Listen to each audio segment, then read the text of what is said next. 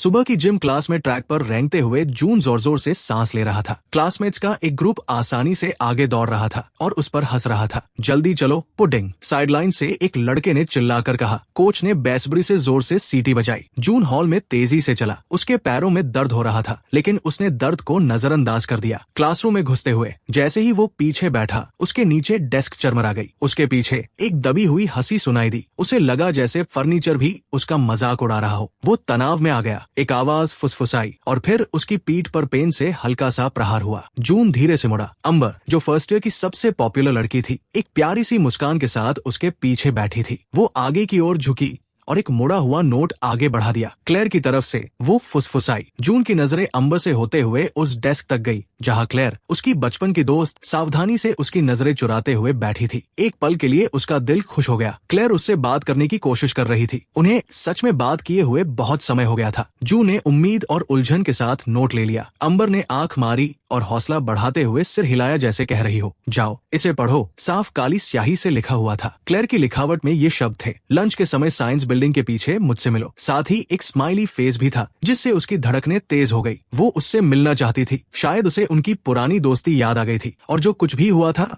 उसके लिए उसे अफसोस था। उसने पीछे मुड़कर क्लेयर को देखा। इस बार उसने उससे आंखें मिलाई, फिर अपना होंठ काटते हुए दूसरी तरफ देखने लगी। शायद वो भी नर्वस थी। अगले 1 घंटे तक वो क्लास में बिल्कुल भी ध्यान नहीं लगा पाया। उसके पेट में अजीब सी हलचल हो रही थी। उसने खुद से कहा कि ज्यादा एक्साइटेड न हो, लेकिन वो खुद को रोक नहीं पाया। वो बहुत अकेला था। क्लेयर के उससे बात करने के ख्याल से ही उसके सीने में दर्दनाक रूप से उम्मीद जाग उठी। जब आखिरकार लंच की घंटी बजी तो जून जल्दी से बाहर निकल गया। शांत हो जाओ, उसने सोचा। शायद वो सिर्फ माफी मांगना चाहती है या फिर से दोस्त बनना चाहती है। जून ने क्लेयर को छाव में खड़े हुए देखा, जो अपने फोन को देख रही थी। वो अकेली थी। जून ने एक झिझकती हुई मुस्कान बिखेरी। हे, जून ने धीरे से कहा, तुम बात करना चाहती थी? क्लेयर बेचैनी से हिली, अपने होंठ चबाते हुए जैसे सही शब्द ढूंढ रही हो। जून का दिमाग तेजी से दौड़ने लगा। क्लेयर, सब ठीक है, तुम मुझे कुछ भी बता सकती हो, उसने प्यार से कहा। क्लेयर ने झटके से अपना सिर उठाया और उसके भाव किसी बहुत ही ठंडे और क्रूर रूप में बदल गए। तुम्हें कुछ भी बता सकती हूँ, उसने दोहराया। क्या तुम्हें सच में लगा था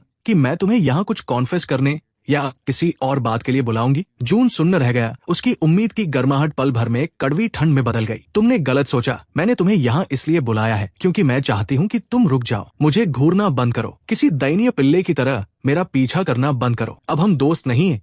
जून, सच कहो तो हम कभी दोस्त थे ही नहीं। मुझे बस तुम पर तरस आता था। उसके शब्दों की क्रूरता जून के पेट में एक मुक्के की तरह लगी, जिससे उसकी सांसें रुक गई और उसे चक्कर आने लगे। क्लेयर, प्लीज, वो फुसफुसाया। उसकी आंखों में गुस्सा झलक रहा था। नहीं जून, तुम्हें ये साफ साफ सुनने की जरूरत है। अंबर और बाकी सबने भी ये नोटिस किया है और ये बहुत ही अपमानजनक है। तुम मुझे शर्मिंदा कर रहे हो। बस मुझे हमेशा के लिए अकेला छोड़ दो। अचानक अंबर की आवाज ने उस सन्नाटे को चीर दिया जो झूठी हमदर्दी से भरी हुई थी। बेचारा जून। वो उनकी तरफ टहलती हुई आ रही थी, जिसके साथ मार्क, रयू और उनकी हमेशा वाली भीड़ थी। क्लेयर झिझकते हुए पीछे हट गई और बिना कोई शब्द कहे जल्दी से वहां से चली गई। जैसे ही सारी बातें समझ में आने लगी, जून का चेहरा अपमान से जलने लगा। ये सब एक सेटअप था। क्लेयर, अंबर, सब कोई, उन्होंने इसकी प्लान बनाई थी और वो सीधा उनके जाल में फंस गया। अंबर ने उस पर तरस खाने वाला मुंह बनाया। रिजेक्शन से दर्द होता है ना? उसने मजाक उड़ाते हुए उस दिशा में देखा जहां क्लेयर भागी थी और फिर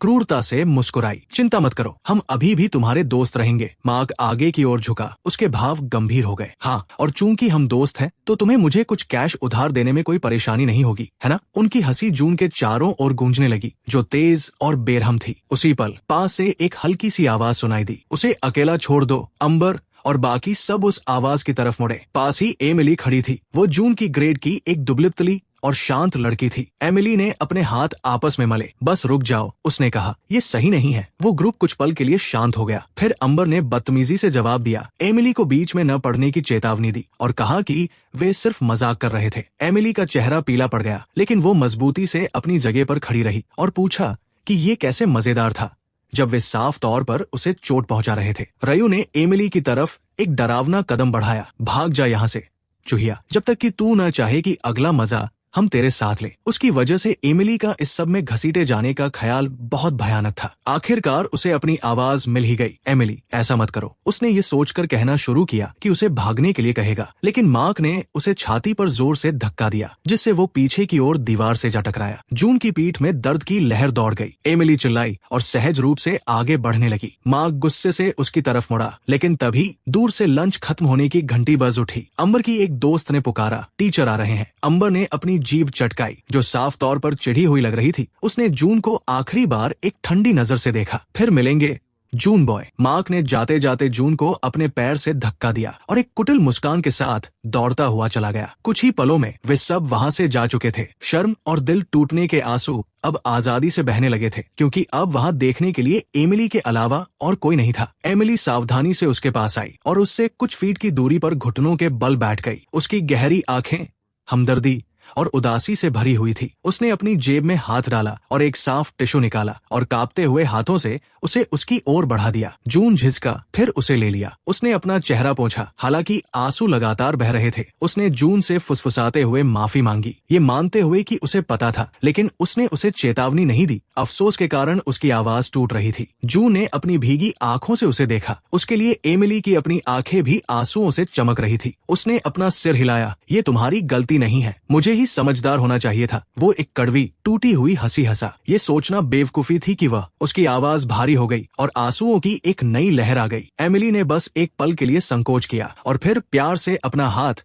उसके कंधे पर रख दिया। उम्मीद करना बेवकूफी नहीं थी, वो बड़बड़ाई, वे क्रूर थे और तुम इसके हकदार नहीं थे। उसने काफी लंबे समय से अपने लिए इतनी दयालुता नहीं सुनी थी। खुद को संभालने की कोशिश करते हुए जून ऊपर की ओर उठा, लेकिन उसके पैर कांप रहे थे। एमिली ने तुरंत ये नोटिस कर लिया। उसने धीरे से उसकी बाह पकड़ी और उसे तब तक संभाले रखा जब तक कि उसका बैलेंस नहीं बन गया। उसका स्पर्श सावधान और तसल्ली देने वाला था। उसने उसे एक कांपती हुई आभारी मुस्कान दी। मेरे लिए खड़े होने के लिए थैंक यू। एमिली ने अपनी नजरें नीचे कर ली और फुसफुसाते हुए कहा कि वो बस ऐसे ही खड़े रहकर ये सब नहीं देख सकती थी। वे एक साथ बिल्डिंग के पीछे से बाहर निकले और फिर हॉलवे में अपने अपने रास्ते चले गए। एमिली ने उसे एक छोटी सी हौसला बढ़ाने वाली मुस्कान दी। क्लेयर के धोखे और अंबर की क्रूरता की चुभन अभी भी ताजा थी, लेकिन एमिली की दयालुता सुकून देने वाली थी। जब छुट्टी की आखिरी घंटी बजी तो जून जल्दी से कैंपस से निकल गया और सूरज डूबते ही घर पहुंच गया। वो चुपचाप अंदर गया। उसने किचन में झांका। फ्रिज पर चुंबक से एक नोट चिपका हुआ था, देर तक काम कर रही हूँ, डिनर माइक्रोवेव में है। मॉम, जाहिर है उसकी मॉम घर पर नहीं थी। इन दिनों वो शायद ही कभी सोने के समय से पहले घर आती थी। हमेशा ऑफिस के काम में डूबी रहती थी। जहाँ तक डैड की बात थी, वे उन्हें तब छोड़कर चले गए थे जब जून बहुत छोटा था। जून सीढ़ियों से ऊपर गया और देखा कि उसकी बहन सौ के बेडरूम का दरवाजा आधा खुला हुआ था। उसने उसे अंदर अपनी वैनिटी पर बैठे और बाल संवारते हुए देखा। तुम्हें क्या चाहिए? उसने अपनी आवाज में मौजूद चिढ़ को छिपाने की कोशिश किए बिना पूछा। एक पल के लिए उसने सौ को बताने के बारे में सोचा, लेकिन फिर उसे याद आया कि उसे उसकी परेशानियां सुनना बिल्कुल पसंद नहीं था। कुछ नहीं, उसने आखिरकार बड़बड़ाते हुए कहा। सौ ने उसे ऊपर से नीचे तक देखा। क्या तुम रो रहे थे या कुछ और? उसने अपनी बाहें मोड़ ली और झुंझलाहट में सांस छोड़ते हुए ऐसा व्यवहार किया जैसे उसे कोई असुविधा हो रही हो। कुछ नहीं हुआ, उसने पीछे हटते हुए साफ झूठ बोल दिया। सौ ने अपनी आंखें घुमाई। जो भी हो, बस मुझे शर्मिंदा न करने की कोशिश करना, ठीक है? मेरे पास निपटने के लिए पहले से ही बहुत कुछ है। इसके साथ ही वो वापस अपने शीशे की तरफ मुड़ गई और एक तरह से उसे वहां से जाने के लिए कह दिया, बिना कोई और शब्द कहे। जून अपने कमरे में लौट आया और दरवाजा बंद कर लिया। ये एकमात्र ऐसी जगह थी जहां वो खुद को थोड़ा बहुत सुरक्षित महसूस करता था। उसकी नजर उसके डेस्क पर गई जहां उसकी स्केच बुक खुली पड़ी थी। कल रात वह एक सुपर हीरो की ड्राइंग बना रहा था। एक गठीले शरीर वाला योद्धा जो गोलियों को बेअसर कर सकता था और कारों को उठा सकता था। वो अक्सर ऐसी ताकत होने और किसी शक्तिशाली इंसान के रूप में होने की कल्पना करता था, लेकिन सच्चाई यह थी कि वो बस वही था, एक अधिक वजन वाला अकेला 17 साल का लड़का जो बिना सांस फूले नीचे तक नहीं चल सकता था। उसने बदलने की, एक्सरसाइज करने और खुद को मजबूत बनाने की कोशिश की थी, लेकिन उसका शरीर हमेशा उसे धोखा दे जाता था। यहाँ तक कि एक आधा पुशअप भी उसे 15 मिनट तक कांपने और हाफने पर मजबूर कर देता था। उसकी नजर उसके बगल में बिस्तर पर पड़े उसके फोन पर पड़ी। उसने उसे झट से उठा लिया, शायद अपने पास मौजूद कुछ सोशल मीडिया एप्स चेक करने के लिए। ऐसा नहीं था कि उसे किसी मैसेज की उम्मीद थी। जैसे ही स्क्रीन की लाइट जली, किसी अनजान चीज ने उसका ध्यान खींचा। एक आइकन जिसे वो पहचानता नहीं था, उसकी होम स्क्रीन के बीचों बीच बैठा था। उसका नाम गेटवॉकर था। उसने यकीनन हाल ही में कोई नया ऐप डाउनलोड नहीं किया था। उसने जल्दी से इसे डिलीट कर दिया, लेकिन कुछ ही सेकंड बाद ये फिर से दिखाई देने लगा। जून की रीढ़ में एक सिहरन दौड़ गई। उसने इसे फिर से डिलीट किया, 1 बार, 2 बार, 3 बार। हर बार ये पहले से ज्यादा तेजी से वापस आ जाता। अब उत्सुक होकर जून ने आइकन पर टैप किया। स्क्रीन एक सेकंड के लिए काली हो गई, फिर काले बैकग्राउंड पर साधारण सफेद फॉन्ट में टेक्स्ट की एक लाइन उभर कर आई। क्या आप अपनी सच्ची क्षमता को अनलॉक करने के लिए तैयार हैं? जून ने अपनी पलकें झपकाई। क्या ये किसी तरह का अजीब ऐड था? सवाल के नीचे 2 बटन्स अगल बगल दिखाई देने लगे, यस और नो। उसने ऐप को बंद करने का तरीका खोजा। इसमें कोई सामान्य इंटरफेस नहीं था। उसने फोन को पूरी तरह से बंद करने की कोशिश की, लेकिन वो पावर डाउन नहीं हुआ। डिवाइस उसके हाथ में हल्का सा वाइब्रेट हुआ और स्क्रीन पर मौजूद शब्द एक बार ऐसे झपके जैसे बहुत ही जरूरी हो। क्या आप खुद का सबसे बेहतरीन रूप बनना चाहते हैं? ऐसा लग रहा था कि जब तक वो जवाब नहीं देगा, तब तक फोन उसे कुछ और नहीं करने देगा। वो बस एक पल के लिए और झिझका, फिर उसने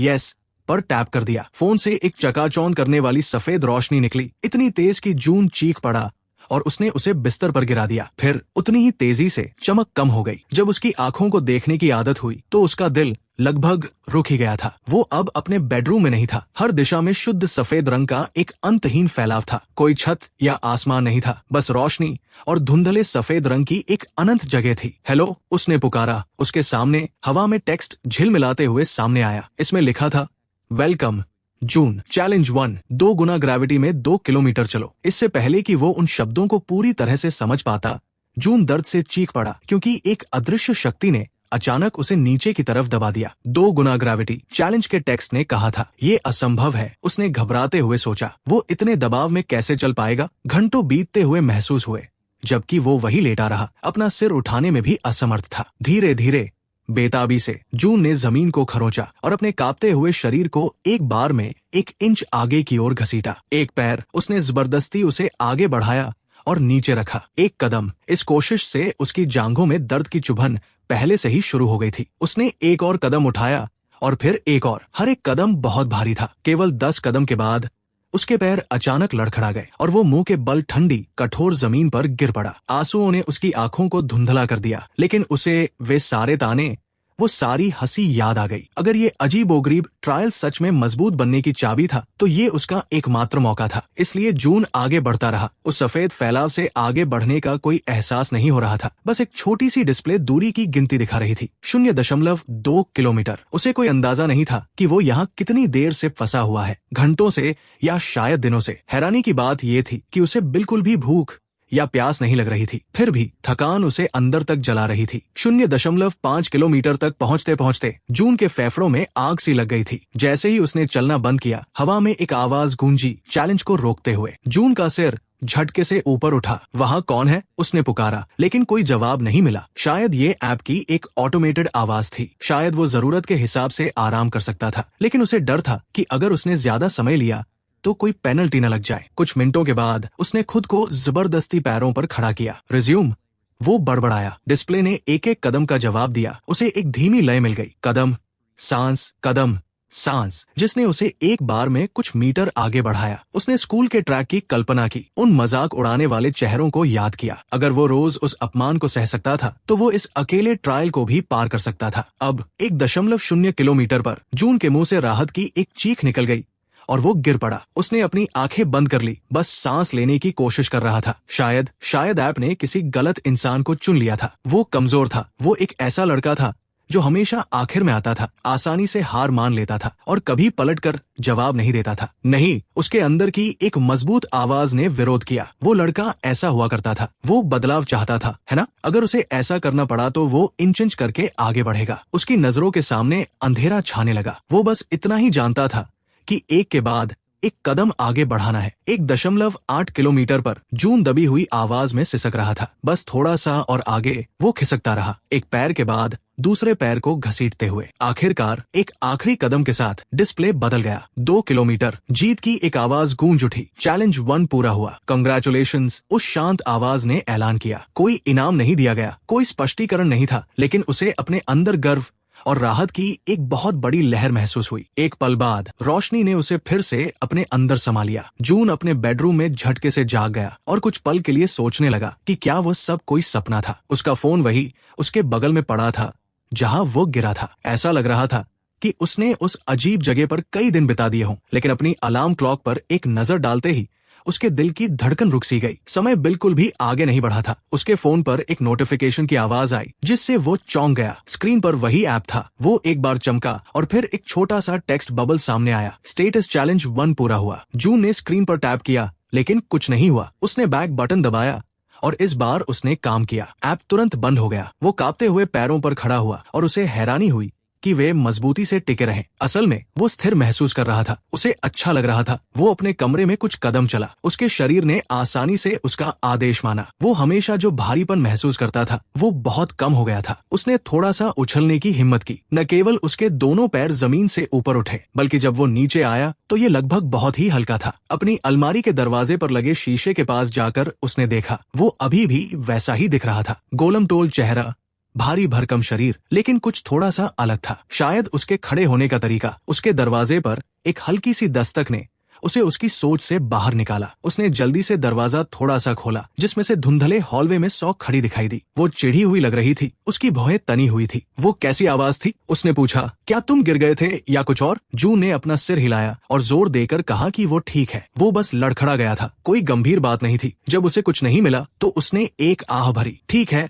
आवाज कम करो, मैं पढ़ाई करने की कोशिश कर रही हूँ। वो मुड़ने ही वाली थी कि फिर रुक गई। उसकी आवाज पहले से ज्यादा नरम थी और उसने पहले जो हुआ था उसके बारे में बात की। जून को अपने पेट में ऐंठन महसूस हुई। क्या वो माफी मांगने वाली थी? सौ ने अपना मुंह खोला और फिर बंद कर लिया। अंत में उसने बस अपना सिर हिलाया। कोई बात नहीं, गुड नाइट। वो बिना कोई और बात कहे अपने कमरे की ओर चली गई। उसके अंदर का एक हिस्सा चाहता था कि काश उसने वो बात पूरी की होती और इतनी कठोर होने के लिए माफी मांगी होती, लेकिन ये बस एक ख्याली पुलाव था। जून वापस शीशे के पास लौट आया। बाहर से देखने वाले को वो लगभग वैसा ही दिखता। बड़े बदलाव अंदर से हुए थे। वो इसे महसूस कर सकता था। अगर चैलेंज 1 ने उसके लिए ये सब किया था तो वो जल्द से जल्द और ज्यादा कोशिश करना चाहता था। सोमवार का दिन आ गया और वो स्कूल के अंदर चला। उसके पैर आसानी से चल रहे थे। बिना किसी परेशानी के चलने में उसे बहुत अच्छा लग रहा था। उसने हमेशा की तरह होने वाली दबी हंसी या धक्कों के लिए खुद को तैयार कर लिया था। लेकिन जब तक वो अपने लॉकर तक नहीं पहुंचा तब तक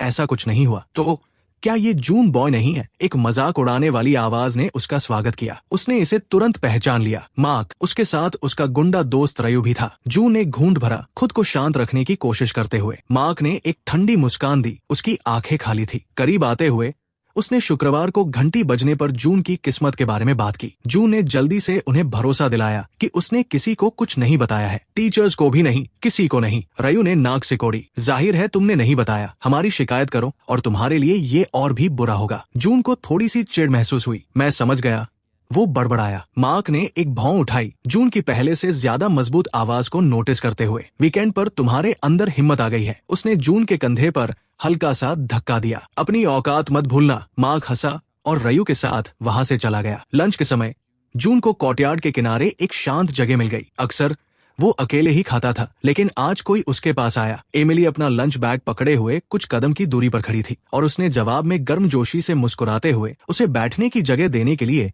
बेंच पर खिसक कर जगह बनाई। 1 मिनट के लिए उन्होंने एक आरामदायक सन्नाटे में खाना खाया। उसे एहसास हुआ कि एमिली भी आमतौर पर खुद तक ही सीमित रहती थी। शायद उसके भी कोई करीबी दोस्त नहीं थे। तुम कैसे हो? उसने पूछा। उन सब के बाद मेरा मतलब है, उसने जवाब दिया कि वो ठीक है। कम से कम शुक्रवार से तो बेहतर ही है। एमिली ने अपना होंठ काटा। अगर वे कुछ करने की कोशिश करते हैं तो शायद तुम्हें किसी टीचर के पास जाना चाहिए। उसकी आवाज में भरोसे की कमी थी। वे दोनों जानते थे कि टीचर्स शायद ही कभी बुलिंग को रोकते थे और शिकायत करने से स्थिति और भी खराब हो सकती थी। जू ने जोर देकर कहा कि वो इसे संभाल लेगा। घंटी बजी और लंच खत्म हो गया। जैसे ही वे खड़े हुए, जू ने अपनी हिम्मत जुटाई और कहा, एमिली, शुक्रवार के बारे में तुमने जो किया उसके लिए थैंक यू। मैं इसे कभी नहीं भूलूंगा। उसने उसकी तरफ ऊपर देखा। उसकी भूरी आंखें बड़ी बड़ी थी और उसने एक शर्मीली मुस्कान दी। दोस्त इसीलिए तो होते हैं, है ना? दोस्त शब्द ने उसे धूप से भी ज्यादा गर्माहट दी। उसने हामी में सिर हिलाया। दोपहर 3 बजे जब स्कूल की छुट्टी हुई तो जून ने जल्दी से बाहर निकलने की कोशिश की। उसने लगभग सोच ही लिया था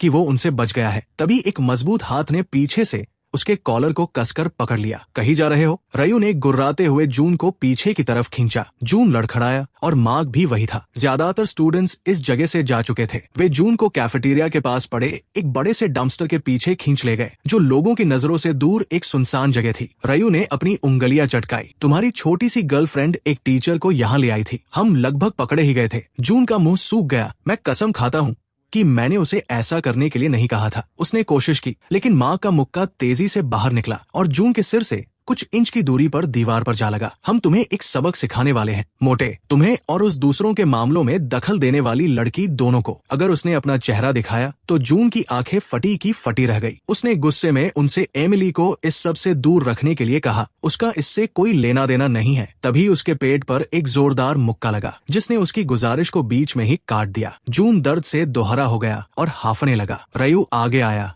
और उसने जून को बालों से पकड़ लिया और उसे दर्दनाक तरीके से सीधा खड़ा कर दिया। रयू ने कुटिलता से मुस्कुराते हुए उसके गाल पर एक जोरदार थप्पड़ जड़ दिया। फिर उसने उसे जमीन पर फेंक दिया। जून एक धम की आवाज के साथ कंक्रीट पर जा गिरा। फिर से नहीं, ये फिर से हो रहा है। उसका दिमाग चिल्ला उठा। उसने महसूस किया कि मार्क का पैर उसकी जांघ पर लगा है और उसके बाद उसकी कमर पर एक और लात पड़ी। वो कराह उठा। उसकी पसलियों में दर्द भड़क उठा। तुम्हें लगता है कि तुम अब मजबूत हो गए हो, है ना? तुम ऐसे नहीं हो। अचानक एक आवाज गूंजी, अरे रुक जाओ। ये एमिली थी। उसके लिए डर के मारे जून का पेट ऐंठ गया। उसकी चेतावनी के बावजूद वो यकीनन उसके पीछे आई होगी। मार्क ने चिढ़ते हुए उसकी ओर देखा। तुम फिर आ गई? एमिली ने उनसे दूर हटने के लिए चिल्लाते हुए कहा। उसकी आवाज कांप रही थी। मुझे लगा था कि हमने तुम्हें चेतावनी दी थी, छोटी चूहिया। तुम हीरो बनना चाहती हो? वो आगे बढ़ा और एमिली स्वाभाविक रूप से पीछे हट गई। उसे बहुत देर से एहसास हुआ कि उसने खुद को किस खतरे में डाल लिया है। रयू को एमिली की तरफ बढ़ते देख जून के अंदर गुस्सा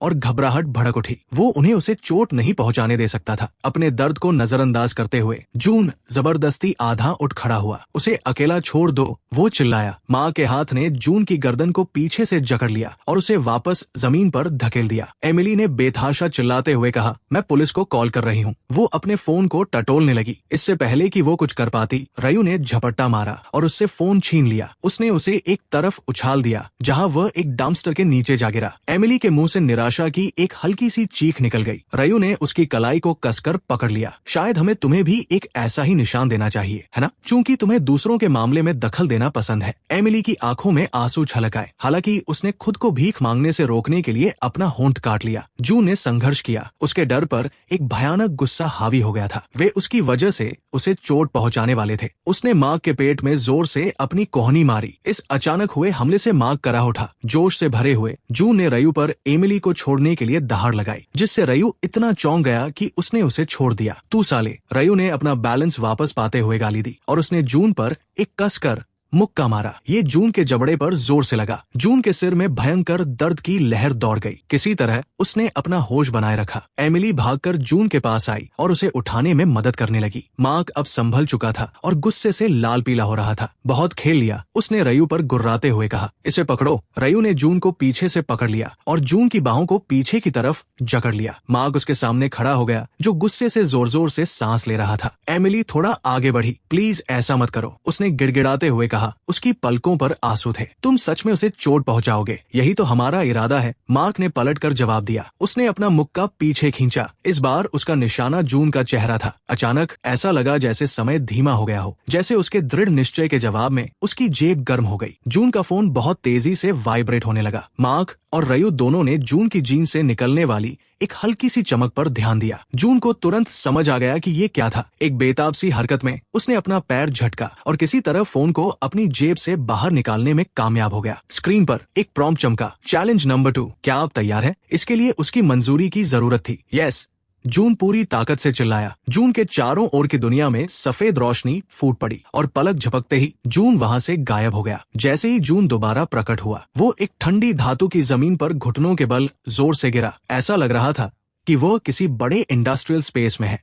जून लड़खड़ाते हुए अपने पैरों पर खड़ा हुआ। उन बुलीज की पिटाई का दर्द जा चुका था। असल में वो तरोताजा महसूस कर रहा था, मानो एंट्री करते ही ऐप ने उसकी शारीरिक स्थिति को रीसेट कर दिया हो। उसके सामने हवा में एक जाना पहचाना तैरता हुआ टेक्स्ट सामने आया, चैलेंज 2, आयरन गोलेम को हराओ। जैसे ही जून ने पढ़ना खत्म किया, वे अक्षर गायब हो गए। उसकी बाई ओर से खुरचने की आवाज आई। जून उस अंधेरे रास्ते की तरफ घुमा। आंखों की तरह दो लाल बत्तियां चमकी। एक भारी धातु की आवाज के साथ जून की सांसें अटक गई। एक आकार सामने आया। ये एक बख्तरबंद सैनिक की तरह बना हुआ एक ह्यूमैनॉइड रोबोट था। उसका दिल जोरों से धड़कने लगा जब वो विशाल ह्यूमैनॉइड रोबोट अंधेरे से बाहर निकला। एक ही पल में उसने छलांग लगा दी। जून की बचने की कोशिश बहुत धीमी साबित हुई। धातु के एक हाथ ने उस पर कुचलने वाली ताकत से मुक्का मारा। हड्डी टूटने की एक भयानक आवाज हुई और फिर कुछ नहीं, अंधेरा। कुछ पलों बाद जून वेयरहाउस के दरवाजे पर हाफते हुए वापस जिंदा हो गया। दृश्य फिर से रीसेट हो गया, मानो वो बुरा सपना फिर से शुरू हो गया हो। वही टिमटिमाती रोशनी, वही क्रेट्स की शांत कतारें। कमरे के उस पार रोबोट भी फिर से रिएक्टिवेट हो जाता है। इस तरह एक भयानक चक्र शुरू हुआ। रोबोट उसे वेयरहाउस की भूल भुलैया में लगातार ढूंढता रहता है और जब भी वो उसे पकड़ता है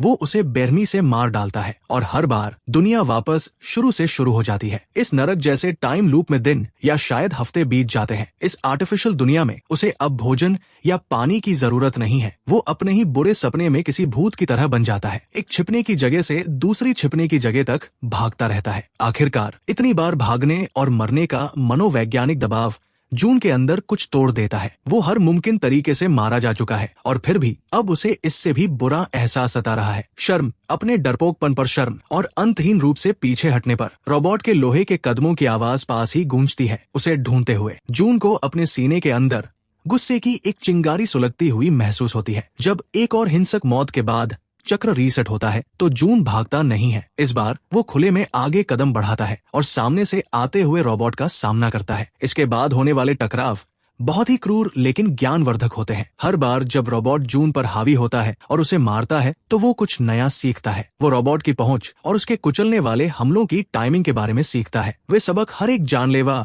हमले के साथ उसके अंदर अंकित हो जाते हैं। हर बार जिंदा होने के बाद जून पहले से थोड़ा कम नाजुक होकर वापस आता है। शुरुआती कुछ बार जब वो रोबोट के हमलों को रोकने की कोशिश करता है तो उसके हाथ किसी टहनी की तरह टूट जाते हैं, लेकिन जैसे जैसे वो बार बार जिंदा होता है उसकी हड्डियां और मजबूत होती जाती है। जल्द ही वो अपना बचाव करने के लिए अपने हाथ उठा सकता है और हड्डियां टूटने के बजाय उसे सिर्फ गहरी चोटें आती है। उसकी त्वचा सख्त हो जाती है, यहाँ तक कि उसकी इंद्रियां भी तेज हो जाती है। जो एक तरफा कत्लेआम के रूप में शुरू हुआ था वो अब एक भयानक ट्रेनिंग रेजिमेंट में बदल रहा है। एक निर्णायक प्रयास में जून सब कुछ एक साथ समझ लेता है। जैसे ही रोबोट उसकी तरफ बढ़ता है वो शांत रहता है और अपने कदमों को वैसे ही एडजस्ट करता है जैसे उसने सीखा है। जब लोहे का वो दैत्य अपना मुक्का मारता है तो जून बस कुछ इंच की दूरी से एक तरफ खिसक जाता है। वो अपनी कोहनी को रोबोट के हाथ के जोड़ में दे मारता है। इस हमले से धातु थोड़ी सी पिचक जाती है। रोबोट जो कुछ पल के लिए अपना बैलेंस खो बैठता है फिर से हमला करने के लिए घूमता है, लेकिन जून अनगिनत मौतों से मिली तेजी के साथ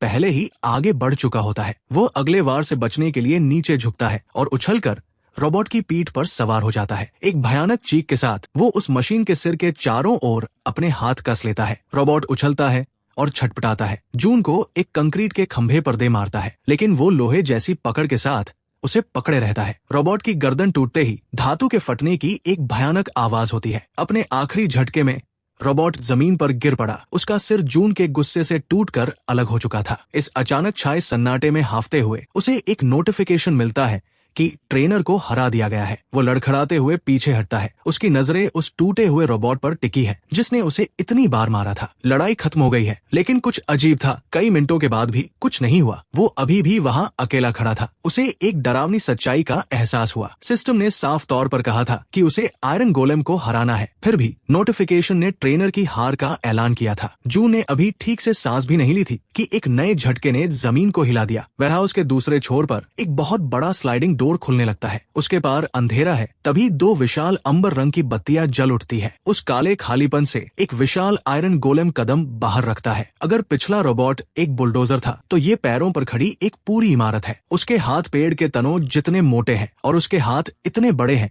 कि वे एक कार को कुचल सकते हैं। लेकिन जून यहाँ तक हार मानने के लिए नहीं आया है। वो अपने पैर जमाता है और अपनी मजबूत मुट्ठियां उठाता है। ये आखिरी चैलेंज आ गया है और वो इसका डटकर सामना करेगा। आयरन गोलेम पहले हमला करता है। उसका एक विशाल हाथ पूरी ताकत से नीचे की तरफ आता है। जून खुद को एक तरफ उछाल देता है और कुचले जाने से बाल बाल बचता है। इसके बाद एक ऐसी लड़ाई शुरू होती है जो जून ने पहले कभी नहीं लड़ी थी। वो मलबे के बीच से गुजरता है और पागलों की तरह उसकी कोई कमजोरी ढूंढने की कोशिश करता करता है। जब भी उसे मौका मिलता है वो तेजी से जवाबी हमले करता है। उसके वार से आयरन गोलेम के कवच पर बस हल्के से निशान पड़ते हैं। हर मिनट आयरन गोलेम जून को थका रहा है। जब गोलेम किसी तरह जून को पकड़ने और दबाने में कामयाब हो जाता है तो उसे महसूस होता है कि उसकी पसलियां मुड़ रही है और टूटने की कगार पर है। फिर भी वो एक दर्दनाक चीख के साथ खुद को आजाद कर लेता है। वो कुछ पल के लिए बेहोश हो जाता है और फिर से लड़ने की भयंकर इच्छा के साथ होश में आता है। ऐसा लगता है जैसे उसका शरीर अब मरने से ही इनकार कर रहा हो। जून एक आखिरी कोशिश के लिए खुद को संभालता है। वो और आयरन गोलेम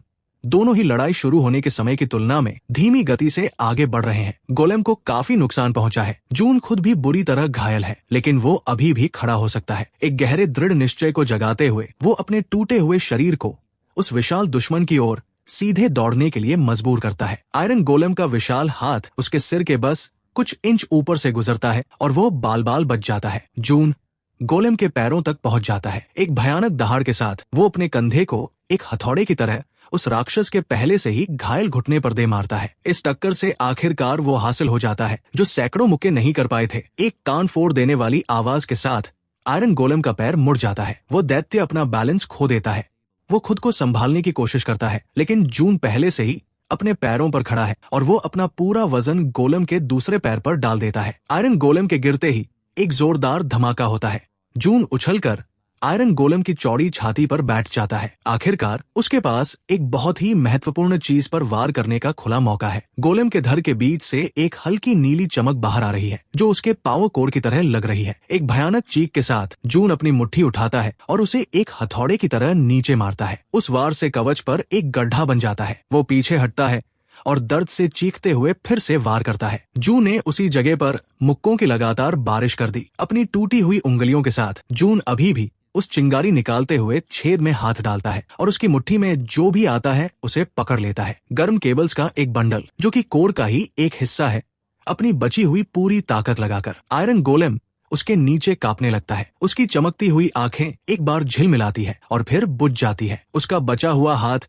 एक भारी आवाज के साथ बेजान होकर जमीन पर गिर जाता है। चैलेंज नंबर 2 पूरा हुआ। उसके चारों ओर वेयरहाउस का दृश्य सफेद रोशनी में घुलने लगा। Congratulations challenger. जैसे ही दुनिया धुंधली हुई वो शांत आवाज बोली। जब जून ने अपनी आंखें फिर से खोली तो वो वापस स्कूल के पीछे था। वो उसी पल में वापस आ गया था जब वो गया था, बिल्कुल वही जहां उन बुल्लीज ने उसे घेरा था। असल दुनिया में समय बिल्कुल भी आगे नहीं बढ़ा था। सारा नजारा जमा हुआ था। मार्क का मुक्का अभी भी जून के चेहरे की तरफ आ रहा था, लेकिन जून अब वो लड़का नहीं रहा था जो कुछ पलों पहले असहाय खड़ा था। उसने बचने की कोशिश भी नहीं की। मुक्का सीधे जून पर लगा, फिर भी उसे कुछ महसूस नहीं हुआ। इसके बजाय ये मार्क था जो दर्द के मारे अपना हाथ झटकते हुए तेजी से पीछे हट गया। जून ने देखा कि रयू ने उसे अभी भी कसकर पकड़ा हुआ था। उसने रयू का हाथ पकड़ लिया और उसे ऐसे उठाया मानो उसका कोई वजन ही न हो। बस एक हल्का सा दबाने पर उसने महसूस किया कि रयू की कलाई टूट गई है, जिससे रयू दर्द से चीखने लगा और अपने घुटनों पर गिर पड़ा। ये क्या है? मार्क हैरानी से चिल्लाया क्योंकि जून रयू की पकड़ से फिसल गया था। जून शांति से माँ का सामना करने के लिए मुड़ा। उसने जो कुछ भी सहा था उसके बाद इन दोनों बुल्ली से निपटना किसी बच्चे के साथ खेलने जैसा लग रहा था। मार्क ने गुस्से में जून के चेहरे पर मुक्का मारा। जून ने बस मार्क के मुक्के को बीच में ही पकड़ लिया। मार्क चिल्ला पड़ा क्योंकि उसका हाथ अजीब तरीके से मुड़ गया था और जून की पकड़ के नीचे उसकी हड्डियां चटक रही थी। मार्क ने बेतहाशा अपना हाथ खींचने की कोशिश की, लेकिन जून ने उसे और जोर से दबाया जब तक कि मार्क दर्द से चीखने नहीं लगा। दर्द होता है ना? जून ने ठंडेपन से कहा और मार्क को एक हाथ से पीछे धकेल दिया। मार्क ईंट की दीवार से जा टकराया और कराहते हुए जमीन पर गिर पड़ा। रयू एक पल के लिए अपनी टूटी हुई कलाई को भूलकर फिर से जून की ओर झपटा। जून आसानी से एक तरफ हट गया, रयू को गले से पकड़ लिया और उसे आसानी से जमीन से ऊपर उठा लिया। रयू छटपटाने लगा। उसकी आंखें डर से फटी हुई थी। मैंने तुम्हें चेतावनी दी थी, जून ने धीरे से कहा और अपनी पकड़ को बस इतना कड़ा किया कि रयू डर जाए और फिर उसे एक तरफ फेंक दिया। मार्क संघर्ष करते हुए वापस अपने पैरों पर खड़ा हुआ। वो गुस्से में था और डरा हुआ था। उसने एक पॉकेट नाइफ निकाला और कांपते हुए हाथों से उसे खोला। तुम्हें इसकी कीमत चुकानी पड़ेगी, मार्क चिल्लाया और जून की तरफ दौड़ा। आखिरी पल में उसने मार्क की कलाई पकड़ ली और उसे तेजी से मरोड़ दिया। फिर जून ने अपनी हथेली से मार्क की छाती पर वार किया। मार्क जमीन पर पड़ा हाफने लगा और उसकी आंखों में आंसू भर गए। रयू डरा हुआ जून को घूर रहा था और हिल भी नहीं पा रहा था। जून ने चाकू उठाया, उसे बंद किया और उन दोनों बुलीज को घूर कर देखा। ध्यान से सुनो, अगर तुम में से कोई भी दोबारा मेरे या एमिली के पास आया तो मैं सिर्फ हड्डियां ही नहीं तोड़ूंगा। दोनों लड़कों ने जल्दी से सिर हिलाया। उनकी आंखों में डर साफ दिख रहा था। जून के पीछे आखिरकार एमिली ने हरकत की। उसकी आवाज कांप रही थी, लेकिन चिंता से भरी थी। सब ठीक है, उसने धीरे से उसे भरोसा दिलाया और हारे हुए बुली से मुंह फेर लिया। मार्क और रयू ने उस पल का फायदा उठाकर लड़खड़ाते हुए अपने पैरों पर खड़े होने की कोशिश की। एमिली का चेहरा आंसुओं से भीगा हुआ था, लेकिन उसकी आंखों में एक चमकती हुई राहत थी। मुझे यकीन नहीं हो रहा। तुमने कैसे? क्या तुम सच में ठीक हो? जू ने किसी तरह एक हल्की सी मुस्कान दी। मैं ठीक हूँ एमिली। सच में? उसे एहसास हुआ कि वो पहले से कहीं ज्यादा सीधा खड़ा था। उसके कंधे तने हुए थे। एमिली को उसकी आंखों से आंखें मिलाने के लिए अपना सिर थोड़ा ऊपर उठाना पड़ा। ऐसा लग रहा था कि एमिली ने अभी जो कुछ भी देखा था उसके बारे में वह दर्जनों सवाल पूछना चाहती थी, लेकिन उसने अपना होंठ काट लिया, क्योंकि वो पक्के तौर पर नहीं जानती थी कि उसे पूछताछ करनी चाहिए या नहीं। स्कूल में अगले कुछ दिन जून के लिए एक अजीब सी धुंध में गुजर गए। कैफेटेरिया के डंपस्टर के पीछे जो हुआ उसकी अफवाहें तेजी से फैल गई। कैसे मार्क और रयू रहस्यमय तरीके से पिट गए थे। कुछ लोगों ने कहा कि किसी अनजान अपरक्लासमैन ने उन्हें पीटा है। दूसरों ने फुसफुसाते हुए कहा कि ये वही मोटा लड़का था जिसने अजीब तरीके से उन्हें हरा दिया था। बहुत कम लोगों ने दूसरी बात पर विश्वास किया और जून ने खुद को सबसे दूर ही रखा। बुधवार की शाम को जून ने जानबूझकर अपने सारे बचे हुए काम पूरे कर लिए। उसने अपनी मॉम और सौ को बताया कि वो एक हफ्ते के लिए बाहर रहेगा और उनसे कॉल न करने के लिए कहा, क्योंकि उसे पूरी तरह से पता था कि वो क्या करने जा रहा है। जब उसने उस रहस्यमय ऐप को खोला तो वो धीरे से चमका। चैलेंज नंबर 3 अनलॉक हो गया है। बिना किसी हिचकिचाहट के जून ने चैलेंज 3 पर एक्सेप्ट दबाया, जिससे उसका कमरा एक शानदार सफेद रोशनी में डूब गया। जब उसने अपनी आंखें खोली तो वो एक और नई दुनिया में खड़ा था। ये जगह उस खालीपन या वेयरहाउस जैसी बिल्कुल नहीं थी। उसने खुद को चिलचिलाती धूप के नीचे एक विशाल खुले परिदृश्य में पाया। नोटिफिकेशन सामने आता है। चैलेंज 3 गुना ग्रेविटी और अत्यधिक गर्मी की स्थिति में 1,00,000 पुशअप्स और 10,000 किलोमीटर की दौड़ पूरी करो। उसका पुराना रूप डर गया होता और तुरंत पीछे हट गया होता, लेकिन अब नहीं। उसने याद किया कि पहले 2 चैलेंजेस कितने असंभव लग रहे थे, फिर भी उसने उन पर जीत हासिल की थी। उसे कोई डर नहीं लग रहा था, सिर्फ एक दृढ़ निश्चय था। अचानक तुरंत ही एक भारी वजन उसके ऊपर आ गिरा। 3 गुना ग्रेविटी एक्टिवेट हो गई थी। जून लड़खड़ाया, लेकिन सीधा खड़ा रहने में कामयाब रहा। जून ने एक गहरी सांस ली और तुरंत उसे इसका पछतावा हुआ, क्योंकि गर्म हवा ने उसके गले को झुलसा दिया था। ठीक है, वो खुद से बड़बड़ाया। 1 पुशअप, 2, 3, 10 पर उसके हाथ कांपने लगे। 15 पर वे जलने लगे। उसने गिरने से पहले खुद को जबरदस्ती 20 तक पहुंचाया। अभी 99,800 और करने हैं। वो एक रूखी हंसी के साथ हाफने लगा। थोड़ी देर आराम करने के बाद उसने फिर से कोशिश की। उसके हाथ मजबूत थे, लेकिन दुगनी ग्रेविटी के खिलाफ अपने भारी शरीर को धक्का देना जल्द ही यातना का एक नया रूप बन गया। वो दर्द के हावी होने से पहले किसी तरह 30 पुशअप्स कर पाया। 15वें दिन तक उसे मति भ्रम होने लगा था। अंबर की हंसी गूंज रही थी। हार मान लो मोटे। 60वें दिन वो बीच दौड़ में गिर पड़ा। उसकी नजरों के सामने अंधेरा छा रहा था। एमिली की एक परछाई सामने आई जो पानी की बोतल दे रही थी। तुम जितना सोचते हो उससे कहीं ज्यादा मजबूत हो, उसने फुसफुसाते हुए कहा। उसने उस भ्रम को पी लिया और भी तेजी से दौड़ने लगा। जून जानता था कि इसमें बहुत समय लगेगा। समय के साथ वो इसके अनुकूल हो गया। उसकी मांसपेशियां मजबूत हो गई और उसने हजारों पुशअप्स और सिटअप्स किए और सैकड़ों किलोमीटर की दौड़ पूरी कर ली थी। उसका शरीर तेजी से बदल गया। उसका फैट कम हो गया और लीन मसल बन गई। बीच में कभी कभी जून अपनी शारीरिक सीमाओं तक पहुंच जाता था, जिससे उसे पूरी तरह से ठीक होने के लिए 1 हफ्ते तक आराम करना पड़ता था। एक बार तरोताजा होने के बाद उसने एक नए दृढ़ निश्चय के साथ अपनी एक्सरसाइजेस शुरू की। आखिरकार ऐसा लगने लगा जैसे सालों बीत गए हों। अब बस दौड़ना बाकी था। अभी भी सैकड़ों किलोमीटर आगे थे। दृढ़ निश्चय के साथ उसने हार नहीं मानी। जैसे ही वो फिनिश लाइन के करीब पहुंचा, उसने आखिरी दौड़ के लिए अपनी सारी ताकत जुटा ली। उस अनदेखी फिनिश लाइन को पार करते ही जीत की एक घंटी जोर से गूंज उठी। जून रुक गया, हाफते हुए और जीत के साथ। आखिरकार चैलेंज पूरा हो गया था। एक नोटिफिकेशन सामने आता है। चैलेंज नंबर 3 पूरा हुआ। उसने ये कर दिखाया था। सारे टास्क पूरे हो गए। वो गर्म जमीन पर घुटनों के बल गिर पड़ा। जब रोशनी एक चकाचौंध करने वाली चमक में बदल गई तो उसने अपनी आंखें बंद कर ली और इसे अपने ऊपर छाने दिया। वो खुद को वापस अपने बेडरूम में पाता है। उसे बहुत पसीना आ रहा था, इसलिए उसने अपनी टी-शर्ट उतार दी। धीरे धीरे जून अपने पैरों पर खड़ा हुआ। उसने फुल लेंथ शीशे में खुद को देखा। जो परछाई उसने देखी उसने उसकी सांसें रोक दी। अपनी पूरी ऊंचाई पर खड़े होकर उसका शरीर इतना छरहरा और गठीला हो गया था जिसे सिर्फ एक एथलेटिक कहा जा सकता था। उसकी जॉलाइन तीखी और मर्दाना थी, यहाँ तक कि उसकी आंखें भी बदली हुई लग रही थी। उसके दरवाजे पर अचानक हुई दस्तक ने उसे उसके ख्यालों से बाहर निकाला। जून, ये सौथी, क्या तुम वापस आ गए हो? अपनी बहन को देखने के ख्याल से जून भावनाओं में बह गया। उसने बहुत लंबे समय से उसे ठीक से नहीं देखा था। खैर, वो अब देखने ही वाली थी। जून ने जवाब दिया कि वो जाग गया है, ये महसूस करते हुए कि उसकी आवाज भारी और ज्यादा स्थिर लग रही थी। दरवाजा खुला। सौ ने इजाजत का इंतजार नहीं किया, वो ऐसा शायद ही कभी करती थी। उसने अंदर कदम रखा, एक हाथ में फोन था और उसकी आंखें आखिरकार उसे देखने के लिए ऊपर उठीं। समय मानो रुक सा गया था। सौ का मुंह सचमुच खुला का खुला रह गया। उसने तेजी से अपनी पलकें झपकाई, जैसे उसे यकीन हो कि वो गलत देख रही है। उसका भाई। उसने एक हल्की सी, लगभग शर्माती हुई मुस्कान दी। गुड मॉर्निंग सौ। वो बस घूरती रही। उसकी नजरें उसके चेहरे से नीचे उस गठिले पेट की झलक तक गई और फिर वापस उसके चेहरे पर आ गई। ऐसा लग रहा था मानो उसका दिमाग ये मान ही नहीं पा रहा था कि ये उसका भाई है। कैसे? ये क्या? वो हकलाने लगी। उसके गालों पर शर्मिंदगी की लालिमा छा गई। मैंने वर्कआउट शुरू करने का फैसला किया था, जून ने हल्के फुल्के अंदाज में कहा, इस तरह पेश आते हुए जैसे ये कोई बड़ी बात न हो। खैर, वो और कह भी क्या सकता था। वो आगे बढ़ा और सो स्वाभाविक रूप से पीछे हट गई। वो अभी भी चौड़ी आंखों से देखती हुई दरवाजे की चौखट से टकरा गई। वर्कआउट? उसने धीरे से दोहराया। उसकी नजर उसके पीछे गई। तुम्हें पता है, एक्सरसाइज। मेरे पास कुछ मोटिवेशन था, उसने कहा। उस आखिरी शब्द में लोहे जैसी एक सख्ती थी जिसने सौ को चौंका दिया। उसने अपना मुंह खोला, शायद माफी मांगने या आगे सवाल पूछने के लिए, लेकिन कोई आवाज नहीं निकली। इसके बजाय उसकी आंखें नीची हो गई। उसके चेहरे पर शर्म और पछतावा साफ दिख रहा था।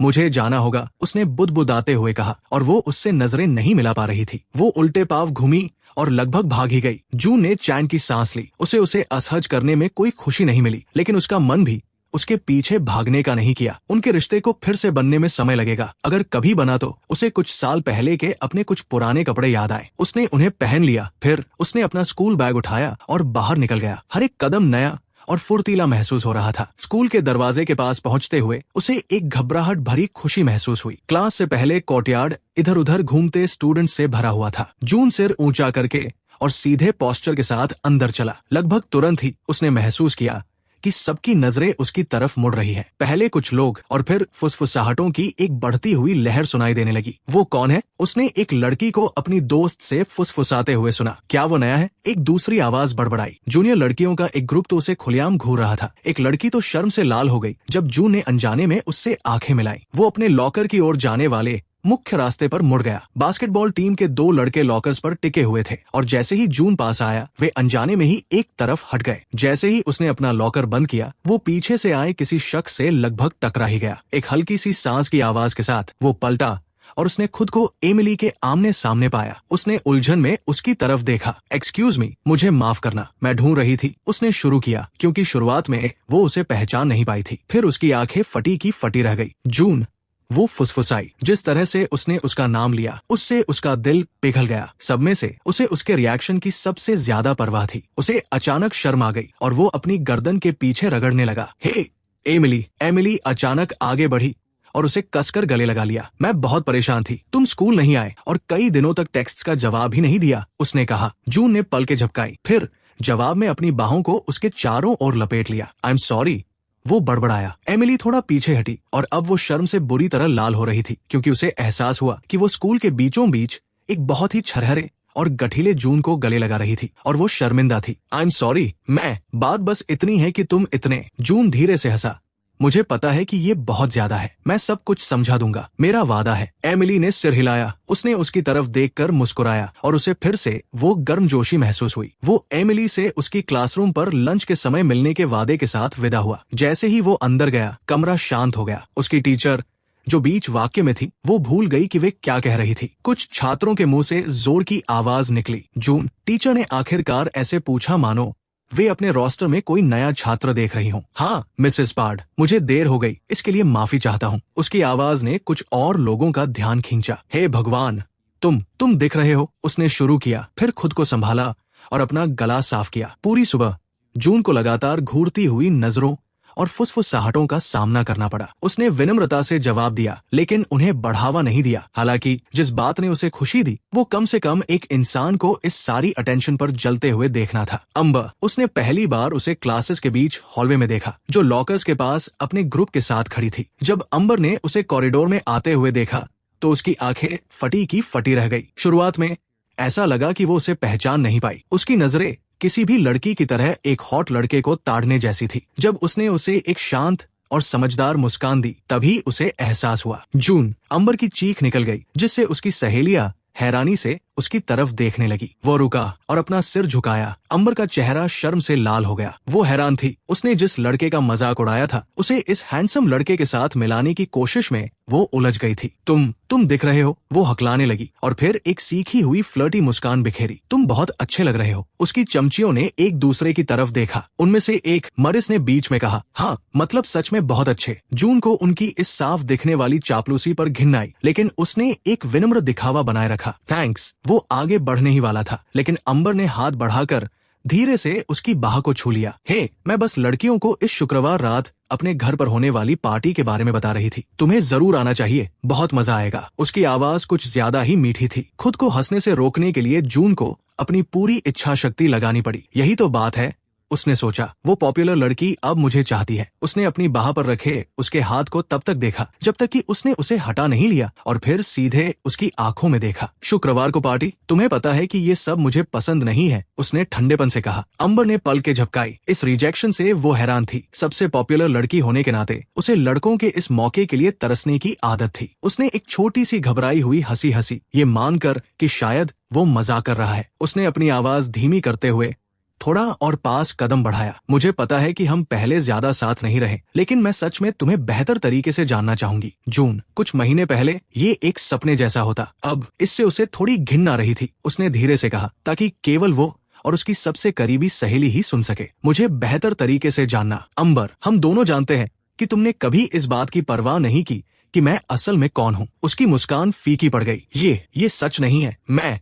उसने उसे अपनी बात पूरी नहीं करने दी और अपनी आवाज ऊंची कर ली। सच तो ये है अम्बर कि मुझे क्रूर और छिछोरे लोगों के साथ घूमने में कोई दिलचस्पी नहीं है। उनके आसपास सन्नाटा छा गया क्योंकि पास के स्टूडेंट्स को इस तनाव का एहसास हो गया था। अम्बर को ऐसा लगा जैसे उसने उसे थप्पड़ मार दिया हो। वो अभी रुका नहीं था। हफ्तों के दबे हुए दर्द ने उसके शब्दों को दिशा दी। तुम अब मेरी परवाह सिर्फ इसलिए करती हो क्योंकि मैं कैसा दिखता हूँ, लेकिन अंदर से मैं अभी भी जून हूँ। वो पीछे हट गया। तुम्हारा बदसूरत दिल मुझे तुम्हारी इस झूठी दयालुता से भी ज्यादा बुरा लगता है। अपना इनविटेशन अपने पास रखो। मैं तुम्हारे आसपास भटकना भी पसंद नहीं करूंगा। इकट्ठी हुई भीड़ में से किसी के मुंह से ओ की आवाज निकली। अम्बर की सहेलियां उसे घूर रही थी क्योंकि उन्होंने अपनी क्वीन बी को डंक खाते हुए देख लिया था। खुद अम्बर पूरी तरह से शर्मसार दिख रही थी और उसका मुंह बिना कोई शब्द कहे खुल और बंद हो रहा था। जून पलटा और बिना उसे दोबारा देखे वहां से चला गया। बाद में जब उसने कोर्टयार्ड पार किया तो उसकी नजर ओक के पेड़ के नीचे एक जानी पहचानी बेंच पर पड़ी। क्लेयर वहां अकेली बैठी थी और घबराहट में अपने फोन के साथ खेल रही थी। क्लेयर ने जून को तुरंत देख लिया, मानो वो उसी का इंतजार कर रही थी। वो जल्दी से सीधी होकर बैठ गई और कुछ बोलने के लिए अपना मुंह खोला, लेकिन जून ने उसकी तरफ देखा तक नहीं। वो चलता रहा। रुको जून, क्लेयर ने आवाज दी। उसकी आवाज में बेचैनी थी। उसने उसकी आस्तीन पकड़ ली, बेताबी से उसे रोकने की कोशिश करते हुए। जून ने झटके से अपनी बाह छुड़ा ली और मुड़कर उसे ऐसी ठंडी नजरों से देखा कि वो पीछे हट गई। मुझे मत छुओ, हम दोस्त नहीं हैं। तुमने साफ कर दिया था कि तुम मुझसे कोई मतलब नहीं रखना चाहती जब मैं तुम्हारी परफेक्ट छवि में फिट नहीं बैठता था। क्लेयर की आंखें फटी की फटी रह गई। उसके चेहरे पर दर्द और हैरानी साफ दिख रही थी। उसने कुछ कहने की कोशिश की, लेकिन जून ने उसकी बात को बीच में ही काट दिया। रहने दो क्लेयर, जाकर मुझे न पहचानने का नाटक करो। तुम इसी में सबसे अच्छी हो। क्लेयर की आंखें फटी की फटी रह गई। उसके चेहरे पर दर्द और हैरानी साफ दिख रही थी। प्लीज जून, वो फुसफुसाई। मेरे पास कोई रास्ता नहीं था। अम्बर और बाकी सब, उन्होंने मुझ पर दबाव डाला। उन्होंने कहा कि अगर मैंने उनका साथ नहीं दिया तो वे मुझे बर्बाद कर देंगे। जून ने वापस देखा। उसकी आवाज ठंडी और बेरहम थी। तुम्हारे पास हमेशा एक रास्ता था। तुमने मेरे ऊपर अपनी पॉपुलैरिटी को चुना। क्लेयर ने अपना सिर हिलाया और उसके गालों पर आंसू बहने लगे। मुझे पता है कि ये गलत था। मैं तुम्हें कभी चोट नहीं पहुंचाना चाहती थी। मैं डर गई थी और अब तुम फिर से डर गई हो। जून ने तीखेपन से कहा, डर गई हो कि वे तुम्हें भी वैसे ही निकाल फेंकेंगे जैसे तुमने मुझे फेंका था। खैर, जब सब कुछ खत्म हो जाता है तो मैं अब तुम्हारा बैकअप प्लान बनकर नहीं रहूंगा। वो दृढ़ निश्चय के साथ मुड़ा और बिना दोबारा देखे वहां से चला गया। क्लेयर वही खड़ी रही और खामोशी से आंसू बहाती रही। लंच के समय वो ओक के पेड़ के नीचे एमिली से मिला। वे घास पर एक साथ बैठ गए जहां कोई उनकी बात न सुन सके। उसने उसे कहानी का एक अलग रूप बताया। एमिली ने सुना। उसकी आंखें तारीफ और परवाह से चमक रही थी। मुझे तुम पर बहुत गर्व है जून, उसने सच्चे मन से कहा, लेकिन इन सबसे पहले भी तुम हमेशा गर्व करने लायक थे। तुम ये जानते हो, है ना? उसने धीरे से उसका हाथ पकड़ लिया। वो उसके हाथों में बहुत छोटा और मुलायम लग रहा था। जब मुझे जरूरत थी तब तुम वहां थी। मेरे लिए यही सब कुछ है। एमिली ने उनकी उलझी हुई उंगलियों को देखा और फिर वापस उसकी आंखों में देखने लगी। इतने करीब झुकते हुए उसे एहसास हुआ कि उसके होंठ थोड़े खुले हुए थे। इससे पहले कि वो ज्यादा सोच पाता, जून आगे झुका और उसने उसके माथे पर एक प्यार भरा चुंबन दिया, क्योंकि वो अभी होठों पर चूमने के लिए ज्यादा आश्वस्त नहीं था। ये एक प्यार भरा इशारा था जिसने उसे अपनी आंखें बंद करने और सुकून से मुस्कुराने पर मजबूर कर दिया। दिन के अंत तक जब वो सिर ऊंचा किए एमिली के साथ स्कूल से बाहर निकला तो उसने सोचा कि उसकी पुरानी जिंदगी का अध्याय सच में बंद हो चुका है। लेकिन जिंदगी की कुछ और ही योजनाएं थी। जैसे ही वो और एमिली एक प्यार भरे गले लगने के बाद अलग हुए, जून को अपनी जेब में एक जाने पहचानी और अजीब सी वाइब्रेशन के साथ अपने फोन के बजने का एहसास हुआ। इसे बाहर निकालते हुए उसने स्क्रीन पर चमकते हुए आइकन को देखा। एक नया मैसेज उसका इंतजार कर रहा था। स्टेज 2 एडवेंचर मोड अनलॉक हो गया है। स्क्रीन अब सफेद नहीं बल्कि एक डरावनी लाल रोशनी के साथ धड़क रही थी। एक वार्निंग सामने आई, क्या आप आगे बढ़ना चाहते हैं? उस पल उसने सोचा कि वो कितनी दूर आ गया है और ये देखने के लिए कि वो खुद को और कितना आगे ले जा सकता है। उसके अंदर एक बढ़ती हुई उत्सुकता पैदा हो रही थी। एक दृढ़ सांस के साथ जून ने यस दबा दिया। इस बार दुनिया रोशनी से नहीं भरी। जून के सामने एक घूमता हुआ नीला पोर्टल बन गया। एक गहरी सांस लेते हुए उसने आगे कदम बढ़ाया। जैसे ही उसकी आंखों को देखने की आदत हुई, उसने महसूस किया कि वो मशालों से रोशन एक ऐसे गलियारे में था जो किसी प्राचीन भूमिगत गुफा जैसा लग रहा था। ये उस साफ सुथरे ट्रेनिंग ग्राउंड जैसा बिल्कुल नहीं था। अंधेरे से एक धीमी गुर्राहट आई और जून तुरंत सतर्क हो गया। एक आकृति बाहर आई जो विशाल और भद्दी थी। उसके पीछे और भी लड़खड़ाते हुए आकार और चमकती हुई आंखें दिखाई दी। फिर भी जून पीछे नहीं हटा। इसके बजाय उसके चेहरे पर एक धीमी सी मुस्कान फैल गई। ठीक है, वो बड़बड़ाया, अपनी मुट्ठियां भींचते हुए। अपनी पूरी ताकत के साथ मारा गया एक मुक्का जो उसकी कमाई गई ताकत के हर एक कतरे से और भी शक्तिशाली हो गया था कि जबड़े पर लगा, जिससे उसके दांत चारों ओर उड़ गए। गले से निकलने वाली गुर्राहट गूंज उठी क्योंकि और भी जीव उन अंधेरी कोठरियों से बाहर रेंगने लगे।